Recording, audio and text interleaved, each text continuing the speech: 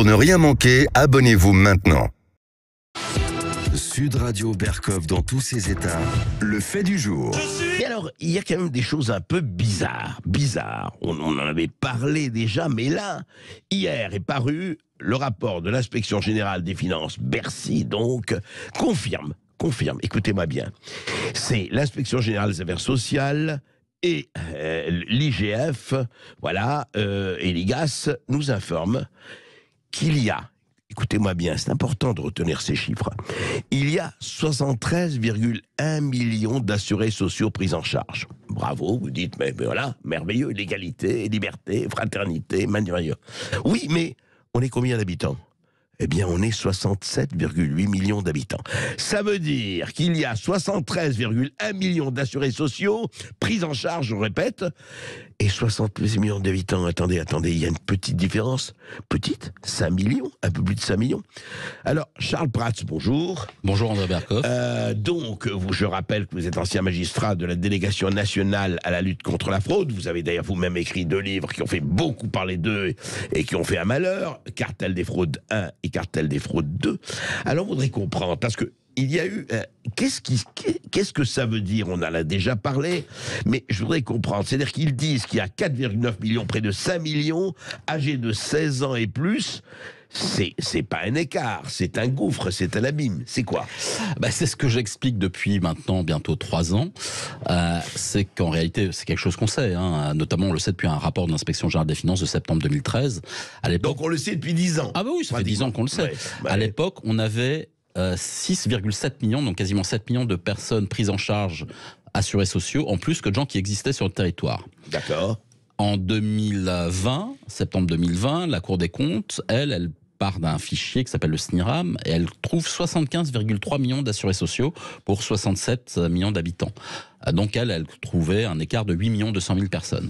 Pas mal. Alors là, l'assurance maladie, devant la commission d'enquête, était un peu inquiète. Elle a dit non, mais c'est pas ça tout à fait, vous comprenez pas, c'est pas le même fichier, etc. Elle partait d'un fichier un peu inférieur qui s'appelait le RNIAM, mais elle avait quand même un écart. À l'époque, elle avait admis 2,5 millions de personnes. Elle savait pas qui c'était de la commission d'enquête.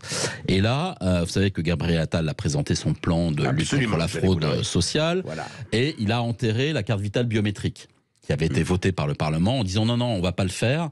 On va faire la fusion de la carte d'identité et de la carte vitale, dont le ministère de l'Intérieur ne veut pas, dont l'assurance maladie ne veut pas, dont les administrations ne veulent pas. Donc je ferme la parenthèse, on en reparlera peut-être tout à l'heure.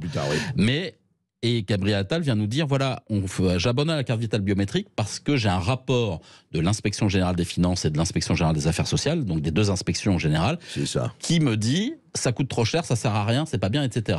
Et donc il montre ce rapport et avant-hier à la télé, il dit voilà, j'ai le rapport, etc. Et les 2 inspections l'ont mis en ligne hier. Il a été publié hier. Alors moi, vous me connaissez, c'est mon côté ancien juge d'instruction. J'aime bien voir sur pièce. Bien sûr. Et parfois sur place. Mais on les fait sur pièce. Donc, qu'est-ce que vous avez regardé ce rapport ? Je suis allé lire le rapport. Et puis, il se trouve que je suis un ancien de Bercy et que je ne suis pas totalement un poussin de la dernière couvée en la matière. Donc, je suis allé chercher ce qui était intéressant à chercher dans le rapport. Et là, qu'est-ce que j'ai trouvé ? J'ai trouvé les informations de mise à jour, puisque le ministre avait dit il n'y a plus de carte vitale en surnombre, il n'y en a plus que 949. Si, c'est quand même étonnant. La Cour des comptes nous disait qu'il y avait 58 millions de cartes vitales actives. Or, des gens âgés de 16 ans et plus, c'est-à-dire les gens qui peuvent avoir une carte vitale. C'est 16 ans et plus la carte vitale. Il y en a 55 400 000. Donc déjà, c'était pas 900 de différentiel, c'était 2,6 millions.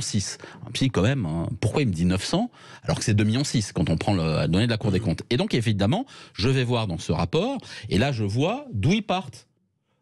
Et ils partent pas de 55 400 000 personnes âgées de 16 ans et plus, non. Ils partent de 60 300 000 assurés sociaux âgés de 16 ans et plus, pris en charge. Ce qui est le vrai chiffre aujourd'hui ? C'est en tout cas ce que la CNAM dit. Nous, on prend en charge, on paye. Il y a 60 300 000 personnes âgées de 16 ans et plus. 2023, on a ça, voilà. Assurés sociaux. Et 58 millions de cartes vitales. Donc vous voyez, il n'y a pas de problème. Bah ouais, sauf qu'il y en a 55 400 000 simplement des gens qui existent au recensement, âgés de 16 ans et plus. Et je suis allé plus loin dans le rapport, je suis allé dans les annexes. Et là, il y a toute une annexe sur les calculs. Et que nous disent l'Inspection Générale des Finances et l'Inspection Générale des Affaires Sociales sur l'ensemble des assurés sociaux, pas que 16 ans et plus, l'ensemble des assurés sociaux pris en charge au 1er janvier 2022.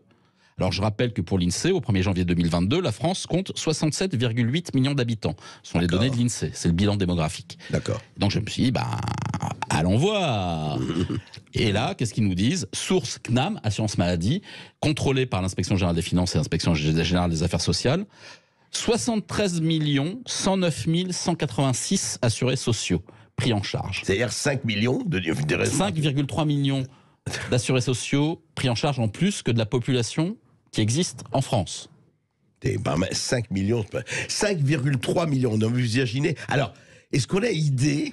Parce que, bon, c'est même pas de la fraude, ça, c'est du grand art. Si, c'est de la fraude. Non, j'allais dire du grand art de la fraude, oui. Mais alors, les inspections se sont dit, bon, il faut trouver une explication. Ouais, ben oui. Parce que ça fait quand même des années que c'est dans le débat public, personne ne donnait jamais d'explication, donc là, ils commencent à en donner. Alors, ils disent, bon, il peut y avoir des écarts comme si, les gens qui sont frontaliers, ceux-ci, ceux-là, les Français de la Caisse des Français à l'étranger, mais bon, c'est des chiffres assez peu important, il y a 200 000 par-ci, 200 000 par-là. Il nous explique aussi que les étrangers qui sont devenus en situation régulière, la fin de titre de séjour ou le retrait du titre de séjour, on leur maintient quand même des droits d'assurés sociaux. Donc ça, il y aurait peut-être 500 000 personnes comme ça, mais du coup, c'est des fraudeurs.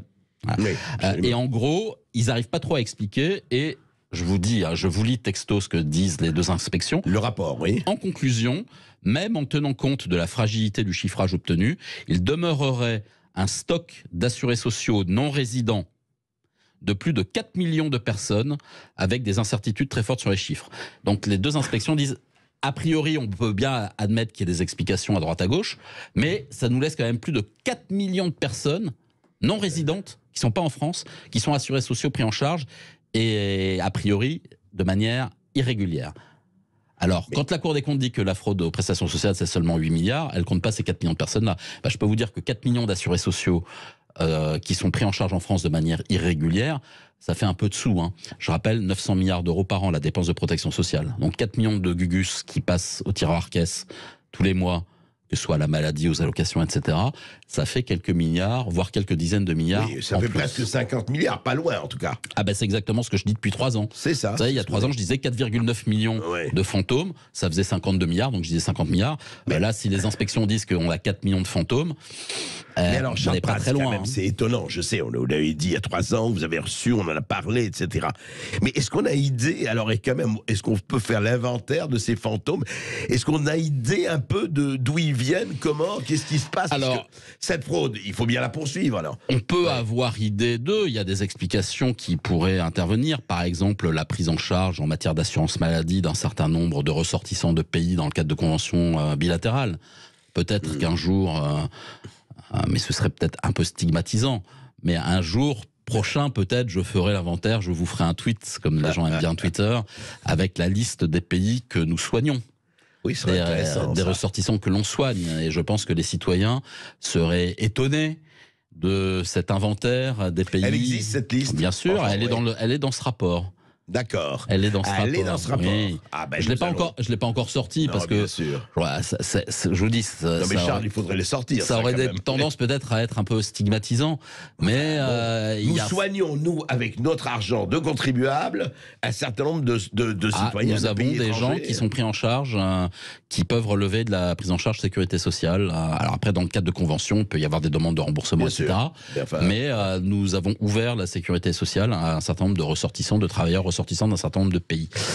Mais surtout, en gros, c'est ce que j'ai dit au ministre. Quand je suis allé, il m'a demandé de venir le voir, ça, il y a 2 semaines, pour discuter de ces plans de lutte contre la fraude fiscale et sociale. Et je lui ai dit, à Gabriel Attal, je lui ai dit, écoutez, toutes les mesures dont vous me parlez, donc ce qu'il allait présenter, il m'avait expliqué, notamment la fusion carte vitale, carte d'identité, etc. J'ai dit, tout ça, c'est pas ça. Le problème que vous avez, c'est les millions d'assurés sociaux pris en charge en plus que des gens qui existent. La priorité, elle est là, elle n'est pas ailleurs. C'est là-dessus qu'il faut travailler. Et il m'a écouté, mais il m'a pas entendu. Et alors, c'est d'autant plus dommage que là, je vous le dis, dans le rapport, qu'est-ce que nous disent les deux inspections? Et elles le disent au ministre. C'est-à-dire qu'un mois avant de me voir, il avait ce rapport en main, des inspections. Oui, c'est ça, Voilà. En tout état de cause, avec d'importantes approximations structurelles dans les données existantes sur les populations résidentes et assurées, l'exploration de l'écart entre les deux dénombrements semble aporétique. Ça, c'est l'aporie de la fraude sociale. Ça, ce sont les termes des inspections. Aporétique, oui. Voilà, ça veut dire que, ils n'y arriveront pas, on ne réconciliera pas, on ne va pas savoir comment faire. On ne sait pas pourquoi, on ne sait pas expliquer. C'est inexplicable. Si, on peut très bien expliquer. Fraude. Et donc, cela étant, que concluent les inspections? Elles disent très clairement, c'est noir sur blanc, et c'est même écrit en caractère gras. Inspection générale des finances, inspection générale des affaires sociales, c'est ce qu'ils disent à Gabriel Attal, ministre du budget. Dans le cadre de la lutte contre la fraude, la question de l'affiliation et de la radiation des assurés sociaux, en particulier lorsque leurs droits ne sont pas issus de cotisations plus facilement vérifiables que l'établissement durable sur le territoire, est prioritaire. Donc les deux question de la radiation, cette question du surnombre. Voilà. Les deux inspections, l'IGF et l'IGAS, disent à Gabriel Attal, ministre des Comptes publics, monsieur le ministre, dans le cadre de la lutte contre la fraude, cette question, elle est prioritaire. C'est-à-dire, c'est ça qu'il faut résoudre. En fait, l'IGF et l'IGAS ne fait que dire au ministre ce que je dis depuis 3 ans. Et ce que je répète inlassablement, et ce que je lui ai dit en face dans son bureau au 5e étage à Bercy l'autre jour. La priorité en matière de lutte contre la fraude aux prestations sociales, c'est les millions de personnes prises en charge en plus que de gens qui existent. Parce que là, on parle de dizaines de milliards d'euros. Bien sûr. On n'est pas sur, effectivement... Mais attendez, quand vous dites, il a écouté, mais il n'a pas entendu. Comment ça se fait comment il se fait que depuis des années, vous en parlez depuis 3 ans, mais vous dites vous-même que c'est déjà en 2013 qu'on en parlait, on veut tendre un linge d'immaculée conception là-dessus, c'est quoi ? Mais écoutez, c'est à un moment donné... Non mais pourquoi on ne veut pas voir la fraude et pourquoi surtout on ne veut pas la combattre? Pourquoi on ne veut pas éradiquer? Comme vous dites, ça va près de 50 milliards de dollars, vous l'avez dit Charles Prats dans vos livres, c'est pas rien. On parle de 10 milliards aujourd'hui avec la réforme des retraites, on n'arrive pas à combler. C'est quand même... c'est des sous, vous savez, si on remet à plat le fichier, ce qu'on fait, ce que j'explique, c'est-à-dire de la biométrie, pas la carte vitale biométrique, parce que les gens confondent toujours carte vitale et inscription à la sécurité sociale, oui. Le NIR. En fait, ce qu'il faut, c'est sécuriser par la biométrie le numéro d'inscription au répertoire, et donc la certification de l'identité. Il n'y a pas besoin d'une carte vitale biométrique pour ça. Et donc, ça permet de sortir du système ces 4 ou 5 millions de personnes qui n'ont rien à y faire. Et là, vous allez voir que les dépenses vont baisser. Mécaniquement, les dépenses de protection sociale baisseront. Donc, ça va être des dizaines de milliards d'euros d'économiser. Il faut pas se leurrer. Si on sort 4 millions de gens du système, ça va être des milliards et des milliards d'économiser, bien au-delà des 8 milliards dont nous parle la Cour des comptes. Mais si vous faites ça, vous allez avoir un résultat. C'est évident. À un moment donné, on va vous dire, voilà, on a sorti X millions de gens du système. Résultat sur les dépenses, ça fait chuter les dépenses de temps. Donc le contribuable que vous êtes, André Berkoff, ou que je suis, ou que tout le monde est, il va dire quoi le contribuable? Il va dire, mais attendez, on sait ça depuis 2013 au moins, voire même avant, mais en tout cas c'est documenté public depuis 2013. Qu'est-ce que vous avez fait depuis 10 ou 15 ans? Qu'est-ce que vous avez foutu? Et là, le roi est nu. Et un certain nombre de responsables vont être mis devant le fait accompli et peut-être devant leur responsabilité de ne pas avoir pris le taureau par les cornes. Et là, vous voyez ce rapport, parce que les inspections, elles savent très bien, les inspecteurs, ce qu'ils écrivent. Pourquoi est-ce qu'ils écrivent dans le rapport? La priorité, c'est ça, la réduction du nombre d'assurés sociaux pris en charge par rapport à la population est prioritaire dans le cadre de la lutte contre la fraude. Ils l'écrivent parce que plus tard, ils pourront dire « on l'avait dit, on avait prévenu le ministre, on avait prévenu les politiques, on avait prévenu le gouvernement, ils le font ou ils le font pas, mais s'ils ne le font pas, ils engagent leur responsabilité politique, mais ils engagent aussi leur responsabilité juridique. » Ne pas oublier qu'il y a un délit qui existe dans le code pénal, c'est le détournement de fonds publics par négligence. Ah oui, par négligence, que vous dites. Mais alors, comment il se fait, quand même, vous l'avez vu il y a quelques semaines à Bercy, comment se fait que Gabriel Attal n'a pas mis ça au centre de son plan de lutte contre la fraude sociale? Parce que s'il y a une lutte contre la fraude sociale, comme vous le dites, et je crois que c'est assez clair, il faut peut-être commencer par ça. Et lui, il ne le met pas au centre. Il met, carte vitale, etc. Voilà. En tout cas, cette mesure, elle n'est pas au centre de son plan de lutte contre la fraude. C'est incompréhensible. Après, Gabriel Attal, moi, je pense qu'il est plutôt volontaire. Garçon sympathique, intelligent, qui accessoirement était au cabinet de Marisol Touraine au ministère des Affaires sociales déjà il y a quelques années. 10 ans, plus de 10 ans. Je pense qu'il connaît un petit peu la musique et les acteurs de la sphère sociale. Mais ça reste un ministre. C'est-à-dire que le ministre, il est aussi un peu dans les mains de son administration. Et donc, il présente un plan qui lui a été conçu par ses services. Formidable. Voilà. Et donc, les 10 services, ça les intéresse peut-être pas de mettre en lumière ce problème-là, parce qu'encore une fois, ce que je vous dis, si vous mettez en lumière ce problème-là, vous reconnaissez de fait que vous n'avez pas traité... Vous l'avez négligé pendant X années. Cette question depuis une dizaine d'années. Et c'est pas faute qu'il y ait des gens qui braillent partout en disant le problème il est là, il n'est pas ailleurs pour l'instant, celui qu'il faut traiter en priorité c'est ce problème-là. Si vous voulez, c'est comme la TVA en matière de fraude fiscale. Vous avez deux choses à traiter pour lutter contre la fraude dans ce pays, si vous voulez vraiment prendre le taureau par les cornes. En matière fiscale, c'est la lutte contre la fraude à la TVA. En matière sociale, c'est l'immatriculation dans le système social des millions de personnes qui n'ont rien à y faire. Ça, voilà la carte vitale, c'est l'immatriculation. Et bien sûr, ce sont les deux mamelles de la lutte contre la fraude efficace. Bien, voilà. Malheureusement, dans le plan de Gabriel Attal de lutte contre la fraude fiscale, on n'a pas du tout parlé de TVA. Rappelez-vous, on ne parle pas de TVA. Et dans son plan de lutte contre la fraude sociale, on ne parle pas du tout de l'immatriculation frauduleuse à la sécurité sociale. Eh bien, c'est pour ça, Charles Prats, que vous êtes là pour combler les fossés et les édifices. Merci beaucoup. Merci beaucoup, André Berkoff.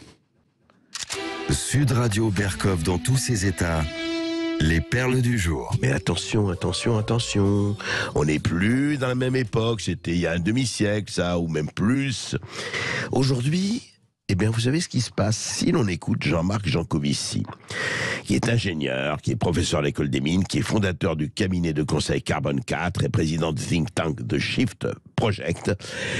Eh bien, vous savez, si lui a ce qu'il a envie de faire à force de loi, on n'en est pas là, vous aurez un droit dans votre vie, auditeur, ici en Sud Radio, à 4 vols pour toute la vie. Je dis bien 4 vols. Aller-retour, oui, quand même. On va vous laisser rentrer chez vous. 4 vols. Oui, parce qu'il faut arrêter CO2, pollution, carbone, etc., etc., etc. Et voici ce que disait Jean-Marc Jancovici au micro de Léa Salamé sur France Inter le 30 mai dernier. Voilà ce qu'il disait. Écoutez. Une des choses que les jeunes peuvent très bien faire, parce que quand je dis 4 vols dans une vie, c'est pas 0, on pourrait très bien instaurer un système dans lequel, quand on est jeune, on a 2 des 4 vols pour aller découvrir le monde. Et puis ensuite, quand on est plus vieux, on part en vacances en Corrèze, qui est un très beau département, ou on part en vacances dans les Vosges, ou on part en vacances en Corse même, où on peut aller en bateau. Donc l'étranger, c'est fini, quoi. On reste chez soi. Ou on y va en train. Moi, il m'est arrivé, parce que j'avais le temps, d'aller en train au Maroc. Alors, il faut quand même traverser Gibraltar en bateau, mais ou on peut aller en train en Suède. Vous voyez, donc on n'est quand même pas. On peut même aller en train à Vladivostok. Donc on n'est pas complètement coincé. Il faut retrouver le temps du voyage, qui est un voyage long. Et en fait, quand le voyage est long, le voyage lui-même est une découverte. Quand vous prenez l'avion, en gros, vous passez d'un aéroport urbain à un autre aéroport urbain. Le dépaysement, il n'est pas monstrueux, quoi. Et vous avez raison, il faut avoir le temps. Tout le monde n'a pas le temps. Alors il faut l'organiser. C'est-à-dire qu'on peut très bien l'organiser, tout ça. Alors écoutez, ça c'est vraiment intéressant. À ce niveau-là, franchement, ça mérite, on pourrait passer 1 heure là-dessus, on va pas passer 1 heure là-dessus. On a Léo Ferré et Pascal Boniface, ça va être autrement plus intéressant, mais quand même. Donc il dit, oui, vous comprenez, quand on prend l'avion, on va d'un aéroport à un autre. Non, Jean-Marc Jancovici, quand on prend l'avion, souvent on va d'un pays à un autre et on passe du temps dans ce pays. Et puis surtout, au nom de quoi, vous allez dire aux gens, voilà, c'est formidable, cette volonté absolument de totaliser, je ne dirais pas totalitarisme, vous aurez droit à 4 vols dans l'année, voilà. Et alors, c'est merveilleux, quand tu es jeune, ben oui, écoutez, il faut bien que jeunesse se passe ou se dépasse, et qui veut voyager loin, ne ménage pas sa monture, et bien vous aurez droit à 2 vols, voilà, vous irez en Afrique, en Asie ou ailleurs, dans le Pacifique, évidemment, c'est un peu loin en train, c'est vrai, c'est un peu embêtant. Donc allez, 2 vols, et puis vous aurez connu du pays, et puis après vous rentrez chez vous, et puis alors 2 autres vols quand vous serez vieux et fatigué, allez en Corrèze, ou dans les Cévennes, ou dans le Massif central, et on s'arrête là. Voilà, c'est quand même très intéressant d'arriver à ce stade où on pense que ça va s'arrêter comme ça. Et évidemment que pour les hommes politiques, pour les économistes, pour les hommes d'affaires, vous savez qu'ils sont obligés d'aller un peu partout pour leurs affaires. Non, ça ne va pas s'arrêter là. Mais voilà, on lance des ballons, on lance des bulles, et puis on décide comme ça, on décide heureusement pas, mais enfin, on lance des choses, et voilà, on fera 4 vols, et ça va se passer comme ça. Mais oui, le train, c'est formidable, bien sûr. On peut aller jusqu'à Vladivostok et prendre, évidemment, le Transsibérien ou l'Orient Express, si on n'a pas les moyens, parce que les trains, c'est pas non plus donné. Ben écoutez, vous vous débrouillez débrouiller, mais après vous pourrez prendre la diligence, ou la mule, ou la bicyclette, ou le tricycle, ou alors aller à pied, comme les pèlerins de Saint-Jacques de Compostelle. Vous voyez, c'est très intéressant. C'est-à-dire que ça avance, ça avance. Les gens qui veulent absolument décider à la place des autres. Et le camp du bien qui pense que moi, je sais beaucoup mieux que vous ce qui est bon pour vous. Et nous allons vous mettre dans une structure où vous n'allez rien dire parce qu'on travaille pour votre bien. Et bien, ce bien-là, très sincèrement, je ne sais pas si on en veut, cher Jean-Marc Jancovici.